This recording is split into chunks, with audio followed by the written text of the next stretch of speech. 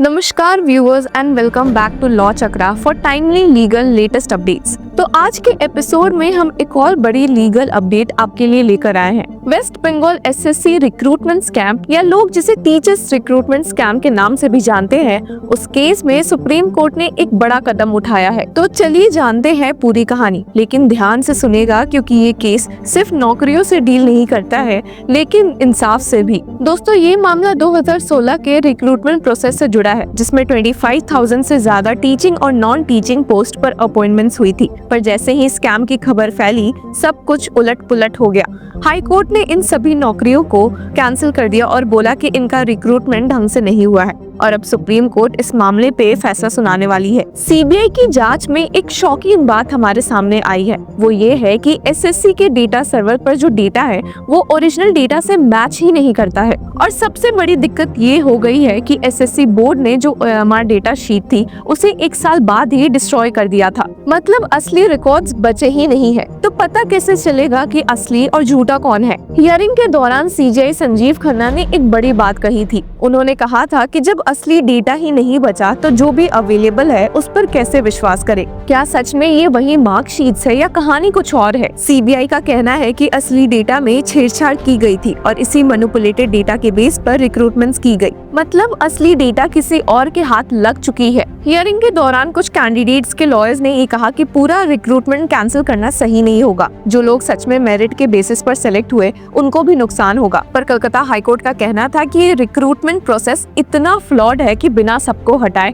New candidates को मौका देना इम्पॉसिबल है। लास्ट हियरिंग के दौरान भी सीनियर एडवोकेट्स कपिल सिब्बल और प्रशांत भूषण ने टेंटेड और अनटेंटेड कैंडिडेट्स के केसेस अलग करने की जरूरत पर फोकस किया था। उन्होंने कहा कि सीबीआई की रिपोर्ट ने उन कैंडिडेट्स को अलग आइडेंटिफाई किया है जिन्होंने मैनिपुलेशन किया था। हाई कोर्ट का डिसीजन पूरे अपॉइंटमेंट को कैंसिल करना गलत था, क्योंकि इसमें बंटवारा किया जा सकता है। हालांकि इस पॉइंट पर चीफ जस्टिस संजीव खन्ना ने कहा था कि इतने सारी इरेगुलरिटीज के बाद ये समझना मुश्किल हो गया है कि जेन्युइन अपॉइंटमेंट्स कौन से हैं और कौन से मैनिपुलेटेड है। और इस लेटेस्ट हियरिंग में सीनियर एडवोकेट अभिषेक मनु सिंह भी उन कैंडिडेट्स की तरफ से आर्ग्यू किए जो टाइप सी और डी कैटेगरी में आए थे। उनका भी कहना था कि अनटेंटेड कैंडिडेट्स की अलग से सेग्रीगेशन होनी चाहिए ताकि जो सच में डिजर्विंग है उनका करियर बर्बाद ना हो। उन्होंने ये भी हाईलाइट किया कि सबको बिना प्रॉपर आइडेंटिफिकेशन के हटाना इनजस्टिस होगा। और इसी मामले में सीनियर एडवोकेट दुष्यंत दवे ने एक बहुत ही बड़ी बात कही थी। उनका कहना था कि ये पूरी इंक्वायरी ही फ्लॉड है, क्योंकि जस्टिस गंगोपाध्याय ने बिना किसी प्रॉपर रिक्वेस्ट के सीबीआई इंक्वायरी ऑर्डर कर दी थी। सीनियर एडवोकेट दुष्यंत दवे ने ये भी ऐड किया कि ये पूरी इंक्वायरी पॉलिटिकली मोटिवेटेड भी थी, क्योंकि जज ने बाद में पॉलिटिक्स भी ज्वाइन कर लिया था।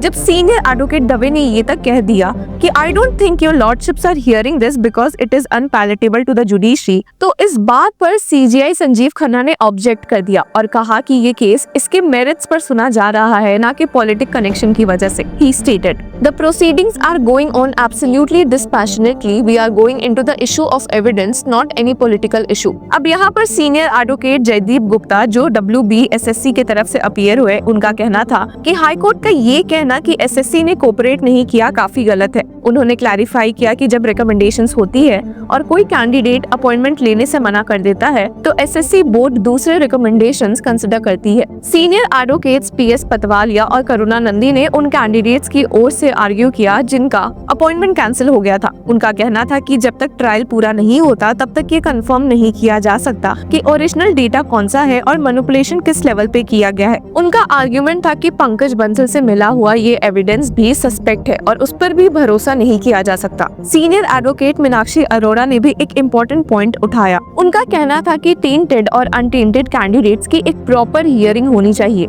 मतलब जिस पर भी स्कैम का शक है उन्हें एक प्रॉपर नोटिस इशू होना चाहिए और उसके बाद उनकी हियरिंग होनी चाहिए। सीनियर एडवोकेट विभा मखीजा उन कैंडिडेट्स की ओर से मौजूद थी जिन्हें की एसएससी पैनल ने रिजेक्ट कर दिया था और कोर्ट के सामने ये सजेशन रखा कि इंटायर सिलेक्शन को सेट असाइड करने से बेटर ये रहेगा कि उन्हें हटाया जाए जिन्होंने रॉन्ग मीन से ये सीट हासिल की थी और उनकी सीट्स मेरिट वाले कैंडिडेट से फिल की जाए। She added, "I have a right to be considered in accordance with my merit, so I cannot be thrown. My right to public employment is a very valuable right, especially in the current economic circumstances. So everybody who falls into the merit list must be considered. अब बात ऐसी है कि इस मामले में सारे argument सुनने के बाद सुप्रीम कोर्ट ने अपना फैसला रिजर्व कर लिया है और जब भी नेक्स्ट हम आपको इस केस के बारे में बताएंगे तो हम सुप्रीम कोर्ट के आए हुए जजमेंट को डिस्कस करेंगे। तो दोस्तों इस केस में 5 बड़े स्टेक होल्डर्स है। पहला है वेस्ट बंगाल सरकार, दूसरा West Bengal school selection commission, वो लोग जो एसएससी एग्जाम में पास नहीं हो सके,